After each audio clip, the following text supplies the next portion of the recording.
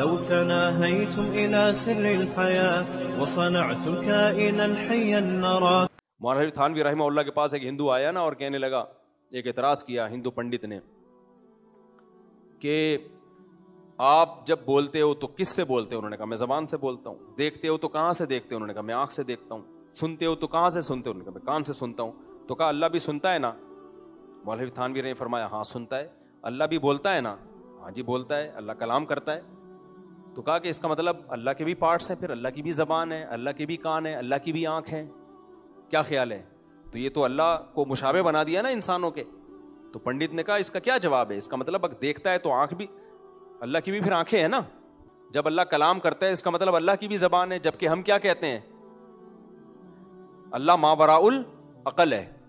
تو حضرت حکیم الامہ نے اس کا جواب دیا, فرمایا اچھا مجھے ایک بات بتاؤ, ہمیں دیکھنے کے لیے آنکھ چاہیے, آنکھ کو دیکھنے کے لیے دوسری آنکھ چاہیے؟ بولتے کیوں نہیں؟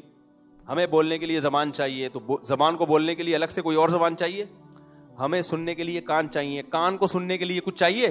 تو جیسے کان بغیر کان کے سنتا ہے, آنکھ بغیر آنکھ کے دیکھتی ہے, زبان بغیر زبان کے بولتی ہے, ایسے ہی اللہ خود سنتا بھی ہے, خود سے دیکھتا بھی ہے, خود سے کلام بھی کرتا ہے. اس کو کلام کے لیے زبان نہیں چاہیے, اس کو دیکھنے کے لیے آنکھیں نہیں چاہیے. وہ پنڈت بڑا متاثر ہوا, کہتے ہیں میں نے اتنے لوگوں سے یہ سوال پوچھا تھا, کسی نے مجھے سیٹسفائی نہیں کیا. تو خیر, تو بھائی ایک ذات ہے جو سننے کے لیے کانوں کی محتاج نہیں, جو دیکھنے کے لیے آنکھ کی محتاج نہیں. اس نے انسانوں کو بنایا, کسی کے آنکھ لگائی, کسی کے کان لگائے, کسی کو زبان دی, مختلف, لیکن اس نے بتا دیا بکل خلق علیم, میں ہر طرح سے پیدا کرنا جانتا ہوں. اور یہ جو دوسری جگہوں پہ ہمیں مخلوق نہیں مل رہی, اس کی وجہ یہ نہیں ہے کہ پانی نہیں ہے وہاں. سائنسدان کہتے ہیں ایکچولی پانی چونکہ زمین پر ہے تو حیات پانی کے بغیر ممکن نہیں ہے. بھائی آپ اگر زمینی مخلوق کو دیکھتے, سمندر کی مخلوق کو نہ دیکھتے, تو آپ کہتے کہ حیات ہوا کے بغیر ممکن نہیں ہے. اور اگر زمینی کو نہ دیکھتے, صرف پانی کی مخلوق کو دیکھتے, تو آپ کہتے پانی سے باہر آ کر حیات ممکن, بولتے کیوں نہیں؟ نہیں ہے. یہ تو آپ بولتے رہتے ہو. باقی پانی جہاں نہیں ہے وہاں زندگی اس لیے نہیں ہے کہ اللہ محتاج ہے یا فطرت میں ایسا پاسبل ہی نہیں ہے, نہ نہ. اس کا جواب بھی اللہ نے دیا ہے. اللہ کہتے ہیں وَجَعَلْنَا مِنَ الْمَاءِ كُلَّ شَيْءٍ حَيٍّ, میں نے پانی سے ہر جاندار کو پیدا کیا ہے. کیا مطلب؟ بھائی میں اگر پانی کے بغیر پیدا کرنا چاہتا, پانی کے بغیر پیدا کر دے, لیکن میں نے ارادہ ہی نہیں کیا پانی کے بغیر کسی جاندار کو پیدا کرنے کا. تو مخلوق میں نے پانی سے پیدا کی ہے. مخلوق سے مراد مادی مخلوق ہے, جنات اور فرشتے اس میں داخل نہیں ہیں. مادی مخلوق اللہ نے کس سے پیدا کی ہے؟ پانی سے. پانی میں مختلف رنگ بھر دیے, پانی کو ایک پروسیس سے گزارا, انسان بن گیا. پانی کو دوسرے پروسیس سے گزارا, شیر چیتے بن گئے. پانی کو تیسرے پروسیس سے گزارا, مچھلیاں بن گئی. چوتھے پروسیس سے گزارا, پرندے بن گئے. پرندوں کی 20 قسم. ایک ایک پرندے کو جب آپ دیکھتے ہیں نا, تو سائنسدان کہتے ہیں یہ والے پرندے کی چونچ ایکچولی لمبی ہے, اور وہ لمبی ہونے کی وجہ سے یہ اس طرح سے کھاتا ہے. اللہ نے کرف چونچ والے پیدا کر دیے. سمجھ رہے ہو؟ اللہ نے کون سے پیدا کر دیے؟ کرف چونچ والے. اب بتا, اس کی تو لمبی چونچ نہیں ہے. ایکچولی اس کی جو کرف چونچ ہے, یعنی ہر پرندے کو جو چونچ دی گئی ہے نا, وہ بھی اس کی باڈی کے حساب سے دی گئی ہے. آپ کرف چونچ والے کی چونچ لمبی کر دیں, شاید مر جائے. وہ لمبی چونچ والے کی گھما دیں تو وہ کیا ہوگا؟ مر جائے گا. میں نے ایک دفعہ ڈاکومنٹری دیکھی اس کی, بھیڑیے کی. بھیڑیے بھی بڑی فلم ہے بھائی. ہم اس کو سمجھتے ہیں ایسے ہی مخلوق ہے, نہ, اس کا پورا خاندان ہوتا ہے بھیڑیے کا.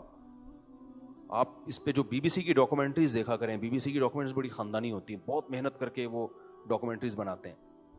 یہ جو بھیڑیا ہے نا, وولف, یہ ایک عجیب مخلوق ہے اللہ کی. کس طرح سے یہ پریوار بناتے ہیں, خاندان بناتے ہیں.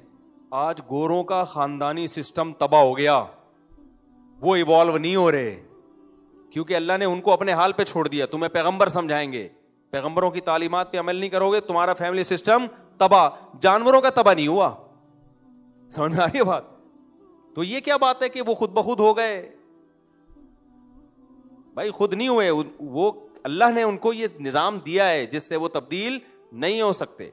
بھیڑیوں کا پورا ایک خاندانی نظام ہے کیسے بھیڑیا جوان ہوتا ہے, اس کے بعد جب زیادہ بھیڑی ہوتے ہیں تو وہ ہجرت کر کے جاتا ہے, جانا پڑتا ہے, بھائی علاقے میں 2 وڈیرے نہیں ہو سکتے, نکل پتلی گلی سے. پھر وہ وڈیرا کہہ رہا ہوں, جو بھیڑیا ہے نا, جو وڈیرا ہوتا ہے, ایک کو جو جگہ خالی کرنی پڑتی ہے, وہ جاتا ہے علاقہ چھوڑ کر کے میں دوسرا خاندان بساؤں گا. میں اس کے لیے 2-2 ہزار کلومیٹر سفر بھی کرتا ہے وہ, سمجھتے ہو, جنگلوں کو عبور کرے گا اور ٹف لائف گزارے گا وہ, اور بھوک سے نڈھال بھی ہوگا, لیکن وہ دوسرا خاندان تلاش کر رہا ہوتا ہے کہ اب یہ علاقہ, کیونکہ امیر ایک ہی ہوتا ہے, سمجھتے ہو. اور اس دوران کیا ہوتا ہے, بعض پرندے اس کی مدد کر رہے ہوتے ہیں. یہ ہوائی بات نہیں ہے, آپ ڈاکومنٹریز دیکھیں جو ریلائبل ہے, پھینکو انہیں نہ بنائی ہو. کہ دکھایا گیا ہے کہ ایک کوا جو ہے نا, کوا بھیڑیا برف میں ہے, برفانی کوا کائیں کائیں کرتا ہوا بھیڑیے کو شکار کے پاس لے گیا ہے. سمجھ میں نہیں آ رہی بات, کیونکہ کوا بھی برف میں بھوکا بیٹھا ہوا تھا. اس نے جب بھیڑیے کو دیکھا, کوے کے مائنڈ میں یہ آیا کہ یہ کچھ کھائے گا تو بچاوا میں کھاؤں گا, تو کائیں کائیں کرتا ہوا ایک جگہ لے گیا, اور بھیڑیا بھی اس کوے کے پیچھے پیچھے جا رہا ہے. بھیڑیے کو کس نے سکھایا بھائی, کیا یہ آٹومیٹیکلی کہ کوا تجھے بتائے گا کہ کہاں کیا پڑا ہوا ہے؟ اور کوا 1.5 ہوشیار, 1.5 ہوشیار, وہ جا کے خرگوش کے بل دکھا رہا ہے اس کو. صحیح ہے نا, یہاں خرگوش پائے جاتے. بالآخر بھیڑیے نے کھایا, اور وفا کیسی کی ہے, کچھ کوے کے لیے بھی چھوڑ دیا کہ تو نے مجھے گائیڈ کیا ہے. تربیت کے بغیر انسانوں میں یہ کوالٹی آتی ہے. اس سے پتہ چلتا ہے بھائی اس پوری مخلوق کا آپس میں کیا ہے. یہ کائنات کا جو نظام ہے نا, یہ کوئی اکیلا نہیں سنبھال رہا. اللہ نے اس مخلوق کا آپس میں ایک ریلیشن رکھا ہے, سب مل جل کے اس زمین کو سنبھال رہے ہیں, سب مل جل کے اس زمین کو چلا رہے ہیں. یہ خود بخود ایسا ریلیشن ہو نہیں سکتا. ایک انگریز نے لکھا ہے کہ اگر یہ جنگل کے سارے درندے مر جائیں نا, ہم شیروں کو بھی مار دیں, بھیڑیوں کو بھی مار دیں, تو جنگل میں جو گرینری ہے نا یہ ختم ہو جائے گی. جنگل نہیں رہیں گے. وجہ کیا ہے, ہرن اور یہ جو دوسرے 12 سنگا, ان کی نسل اتنی بڑھے گی, یہ کھا کھا کے پورے جنگل کو چٹ کر جائیں گے, اور پھر خود بھی بھوکے مر جائیں گے یہ. تو اللہ تعالیٰ نے درندے بھی پیدا کیے کہ بھائی تمہاری گروتھ اتنی بڑھے گی, اس سے زیادہ یہ شیر بڑھنے نہیں دے گا. صحیح ہے نا, شیر بڑھنے نہیں دے گا اس سے زیادہ. ہر چیز میں ایک مینجمنٹ ہے. تبھی اللہ نے قرآن میں کہا ذالک تقدیر العزیز العلیم, یہ اس بادشاہ کی مینجمنٹ ہے جو زبردست طاقتور بھی ہے اور جس کے پاس علم بھی ہے. تو میں بیان کہاں سے لے کے چلا تھا, یہ ہم کدھر کو نکل لیے. ہاں میں یہ عرض کر رہا تھا, تو اللہ تعالیٰ سورہ دہر میں کیا کہتے ہیں کہ انا خلقنا الانسان, ہم نے انسان کو بنایا اور اس کو سنتا دیکھتا بنایا. کیوں؟ ہم اس کو آزمانا چاہتے ہیں کہ ان تمام چیزوں میں غور و فکر کر کے وہ اللہ پہ ایمان لاتا ہے یا نہیں لاتا, اللہ کی ایمان کے چلتا ہے یا نہیں چلتا. تو ہم ڈاکٹر ہوں, انجینئر ہوں, سائنسدان ہوں, مزدور ہوں, ٹماٹر والے ہوں, یہ ہمارے مختلف شعبے ہیں. لیکن ہمارا جو جس پروجیکٹ کو دے کر اللہ نے ہمیں دنیا میں بھیجا, وہ پروجیکٹ کیا ہے کہ کون اما شاکرن و اما کفورا, کون اللہ کے حکام پہ چلتا ہے, کون نہیں چلتا. تو اللہ کی نظر میں اگر کسی کی ویلیو ہوگی, وہ ڈاکٹر, انجینئر, سائنٹسٹ بننے سے, چاند پہ قدم رکھنے سے بھی نہیں ہوگی. اللہ کی نظر میں اس سے ہوگی کہ یہ مجھے میرے آرڈر کو فوکس کر رہا ہے کہ نہیں کر رہا. اب اس پہ ہمارا سیکولر لبرل طبقہ بہت غصہ آتا ہے اس کو, یار یہ کہ اتنے بڑے بڑے سائنسدان پیدا ہوئے, اتنے بڑے بڑے ڈاکٹرز پیدا ہوئے, یہ مولویوں نے ٹماٹر والے کو, ڈاکٹر کو کیا کر دیا برابر. صحیح ہے نا. اسلام کیا کہتا ہے, ایک ٹماٹر والا جو اللہ کے حکم کو فالو کرتا ہے اس کا مقام بلند, اور ایک سائنٹسٹ جو چاند پہ پہنچ گیا اللہ کے حکم کو فالو نہیں کرتا اس کا مقام نیچے. مذہب کی یہی تعلیمات ہے نا. ایک ایمان والا کافر کے برابر نہیں ہو سکتا, ایمان والے کا درجہ زیادہ, کافر کا درجہ کم. تو وجہ کیا ہے؟ یہ کہتے ہیں یار یہ کیسی بات کر رہے ہیں, یار کیسی بات کر رہے ہیں, ایمان, تقوی, للہیت یہ زیادہ ہے, اور وہ اتنے بڑے 22 گریڈ کے آفیسرز, ان کو 2 ٹکے کا نہیں چھوڑا مفتی صاحب نے.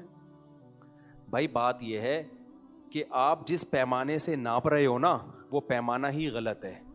ہوا و حرص والا دل بدل دے, میرا غفلت میں ڈوبا دل بدل دے.